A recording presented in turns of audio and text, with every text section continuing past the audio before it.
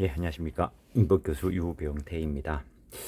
하여튼 22년도에는 기존의 재산법 분야는 일단 녹음이 있으니까 일단 22년도는 가족법부터 먼저 녹음을 할까 생각을 합니다.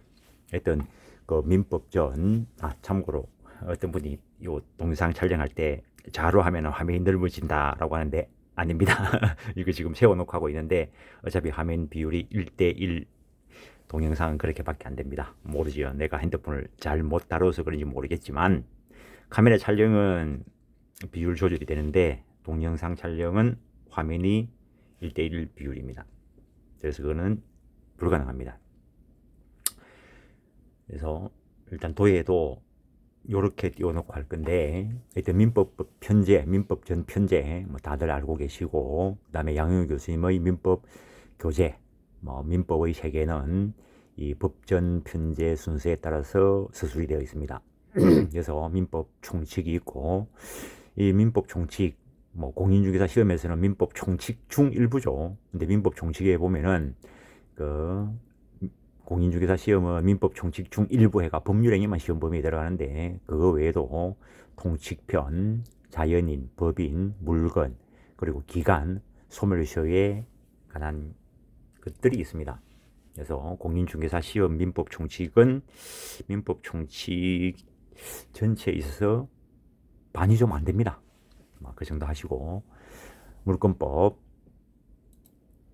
물권법은 공인중개사 시험에서 질권을 뺀 나머지는 다 들어가니까 거의 다 들어가는 거고, 채권 총칙은 공인중개사 시험 범위에 아예 안 들어가고, 채권법 각칙도 양어로 보면은 한 3분의 1 정도 중개사 시험 범위에 들어갈 거고, 가족법은 중개사 시험 범위에 안 들어가죠.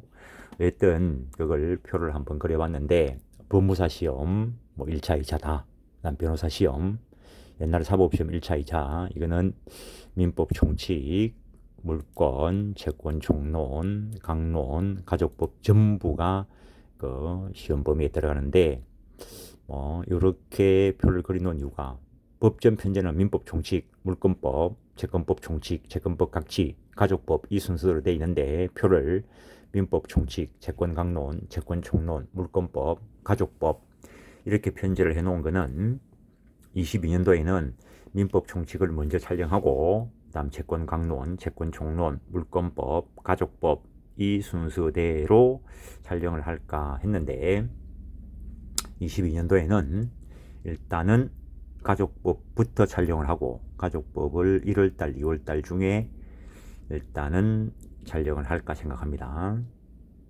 3월달부터 민법 총칙을 들어갈까 하는데 조금 할 수도 있겠죠. 가족법도 작은 양은 아니니까. 그래서 어쨌든 22년도 가족법부터 먼저 촬영을 한다라는 걸 말씀을 드리고, 이런 시험 범위를 보면은 공인노무사에도 민법이 1차 과목으로 들어있는데 민법 총칙은 전부 다 들어가고 그 다음에 채권, 총론, 강론, 총론이 다 들어가는 거고, 감정평가사 시험도 1차에 민법이 있는데 감정평가사 시험에서는 민법 총칙하고 물권법만 시험 범위에 들어가고, 가맹거래사 시험도 1차에 민법이 있는데 민법 총칙은 다 들어가고 그 다음에 채권, 강론중, 계약법 그리고 물권법이 다 들어가고, 행정사 시험 1차는 민법 총칙만 들어가고 2차는 채권 강론 중에서 계약법만 들어갑니다.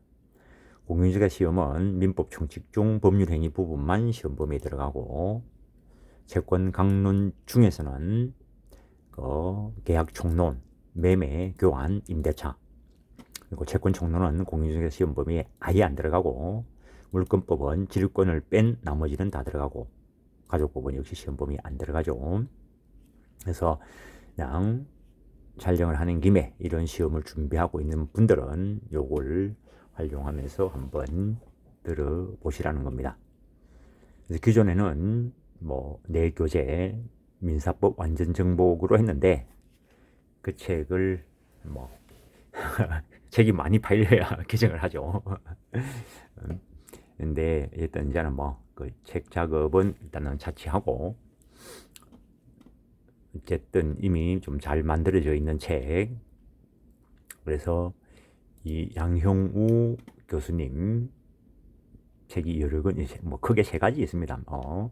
일단은 교과서로 활용할 수 있는 민법의 세계.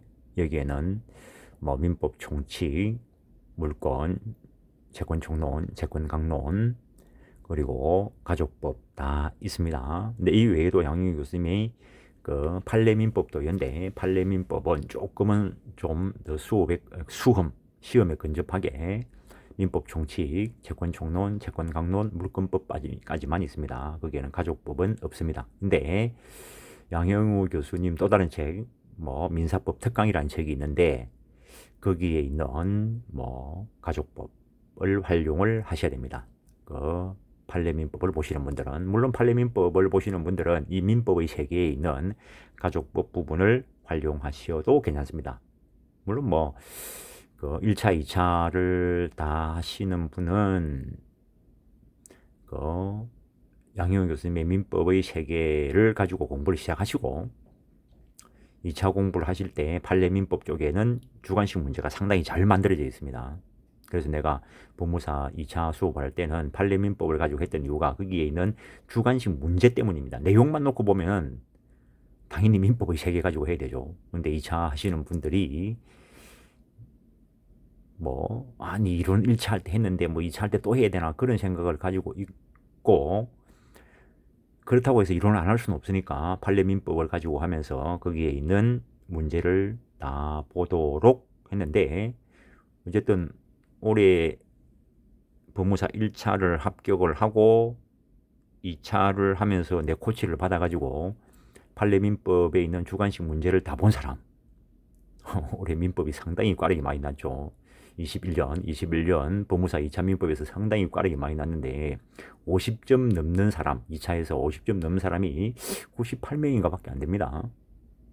그 민법 50점만 넘겨도 거의 뭐 합격을 할 가능성이 있었다는 거죠. 그래서 올해 1차를 합격하고 2차 내 코치를 받아가지고 판례민법을 가지고 문제 위주로 봤던 사람, 그 사람들은 내 주변에 있는 사람들은 다 합격했어요. 믿거나 말거나 뭐 의심나면은 한번 조사해보시오. 내 사람들 다 데리고 올 수 있어. 교재가 그만큼 중요하다라고 말씀을 드린 겁니다. 내가 잘났다는 게 아니고 뭐 전쟁터에 나갈 것 같으면 그 맞는 전쟁터에 맞는 무기를 가가지고 저쪽은 탱크 끌고 나오는데 여기 활을 들고 나간다. 뭐 죽겠다는 거지 뭐. 저쪽에 소총 들고 나오면은 여기도 소총을 들고 나가야 되고, 저쪽에 탱크 들고 나오면 여기도 탱크 끌고 나가야 되는 거지. 뭐 저쪽은 탱크 끌고 나오는데 여기서 지게짝대기 들고 가지고 싸운다고? 참 그냥 죽으러 가는 거지 뭐. 시간 보내겠다는 거지 뭐. 아이고 할 수 없지 뭐. 그래서 어쨌든 내 명함도 한번 보여드리고, 이제 법무사 공부하시는 분들 그냥 빨리 합격하십시오. 상당히 법무사 괜찮습니다. 그래서 일단은 이번은 이제 이렇게 가고, 그다음에 이제 정상적인 수업에 들어가면 이렇게 도예를 올려놓고, 내가 이 양영우 교수님 교과서를 화면에 올려줄 수는 없습니다.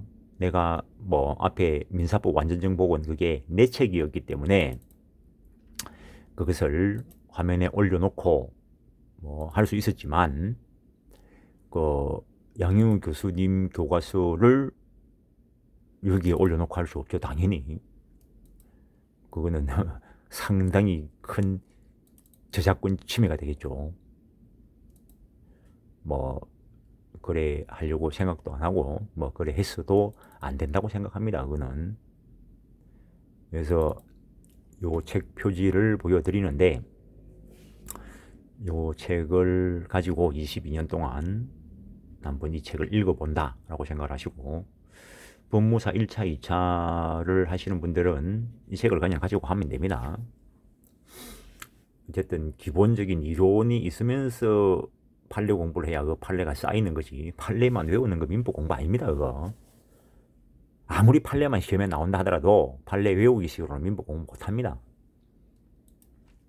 어쨌든 뭐 지금 내가 뭐 수험 대비용으로 뭐 이 촬영하는 건 아니니까 뭐 너무 그쪽에 치중하지는 않겠지만 오늘은 그런 이야기를 좀 합니다. 그래서 그 이 도예책이 만들어져 있는 거는 원래 공인중개사용으로 만들었다가 근래에 법무사 강의를 하면서 약간 범위를 넓혀가지고 그 재산법은 거의 전 범위를 다 만들었습니다. 뭐 일부 좀 한 거는 빼더라도 굵직굵직한 거는 거의 다 만들었고, 그래서 도예책을 펼쳐서 설명을 하고 그 도예를 가지고 설명한 부분만큼을 양영우 교수님 교과서를 가지고 읽을 겁니다. 근데 가족법은 도예가 없습니다. 그래서 가족법은 도예가 없기 때문에 관련 법 조문을 펼쳐놓고 그 조문 확인하면서 교수님 교과서를 가지고 읽을 겁니다. 일주일에 한 20분짜리 3개? 20분짜리. 이렇게 촬영하는 거 20분짜리는 실강의로 하면은 1시간에서 1시간 반짜리입니다. 뭐 다른 디테일한 다른 소리 안 하고 그냥 그 책을 읽기 위해서 나가기 때문에 20분 만에 쭉 나가는 양이 작은 양이 아닙니다. 그래서 그 일주일에 20분짜리 3개 정도를 촬영을 해서 올릴까 생각을 하는데 1월달, 2월달에 끝을 내야 되기 때문에 조금 더 해야 될 수도 있습니다. 왜냐하면 3월달부터 또 민법 총칙을 가지고 대학 강의를 하기 때문에 그 대학 강의가 이 유튜브를 가지고 또 뭐 비대면 강의가 행해질 수도 있기 때문에 같이 활용할 수도 있고 하기 때문입니다. 그러면 이제 민법 총칙은 또 좀 강의가 늘어나겠죠. 라고 나중에 이제 여름 방학 되면은 또 물권법 이제 들어갈 거고, 이제 그 이후에 또 이제 그 이번에는 채권 강론부터 먼저 한다 했죠. 채권 그 민법 총칙하고 나서 채권 강론, 채권 총론, 물권법 이렇게 강의를 할 생각인데 2학기 또 배정받는 과목이 대학에서 배정받는 과목이 무엇인가에 따라서 조금 순서가 바뀔 수도 있습니다. 일단은 오늘은 뭐 22년도 그 음성 강의 뭐 어떤 방향을 좀 제시를 해봤습니다. 분명히 말씀드렸습니다. 도예는 재산법은 있는데 가족법은 없다 했습니다. 하여튼 뭐 일반 뭐 수험 준비하고 관계없이 일반 대한민국 사람들은 이 정도의 민법 내용은 알고 있어야 됩니다. 오죽 답답하면 내가 이 촬영 강의를 생각했겠습니까? 이제 처음에 법무사 일을 하면서 세상에 너무 법을 너무 몰라가지고 많은 사건이 일어나기 때문에 또 너무 막 내를 스트레스 받게 하는 사건들, 옳도그로 하는 사건들 때문에 내가 법무사 일을 할 수 있겠나 스트레스 받아서 그 생각을 한 적도 있는데 마음을 고쳐먹었죠. 내가 안 하면 누가 하리. 그런 마음으로 법을 몰라서 일어나는 어떤 피해들을 방지하기 위해서 법무사가 꼭 필요하다. 뭐 그런 걸 말씀드리면서 이번 시간은 이렇게 촬영을 마치겠습니다. 예, 수고했습니다.